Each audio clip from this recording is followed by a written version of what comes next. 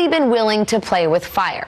According to the Congressional Research Service, Congress has voted to raise the debt ceiling 53 times since 1978.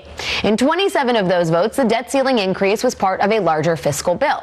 But that doesn't mean those deals were the result of hostage negotiations. Indeed, in 1987, a Democratic Congress confronted President Reagan over the budget and the debt ceiling. But as conservative columnist Ross Douthat writes in the New York Times, Democrats were operating from a position of political strength, making policy demands that attracted bipartisan support. Steve Kornacki notes in Salon, in the House, Democrats supported it by a 125 to 111 margin, while Republicans supported it by a 105 to 65 spread.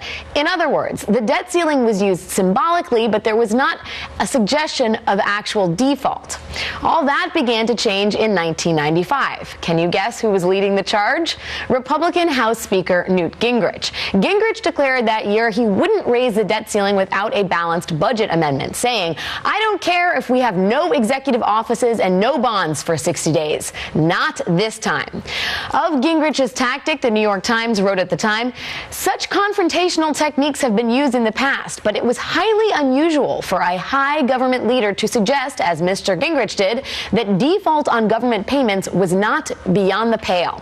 Gingrich and his Republican caucus marked the point at which the weaponization of the debt ceiling began, though they never actually deployed it.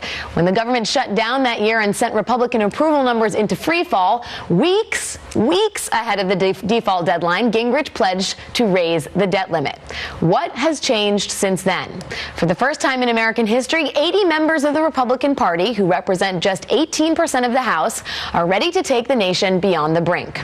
Jonathan Chait writes in New York Magazine, "The debt ceiling is a shockingly powerful self-destruct button built into our very system of government, but only useful for the most ideologically hardened or borderline sociopathic. But it turns out to be the perfect tool for the contemporary GOP."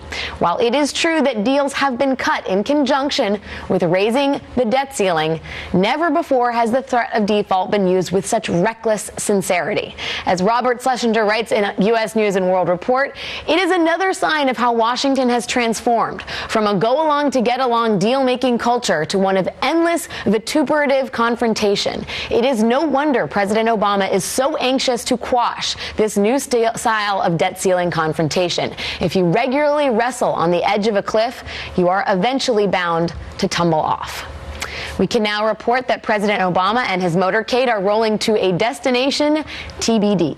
We are monitoring his whereabouts and will bring you more details as we get them.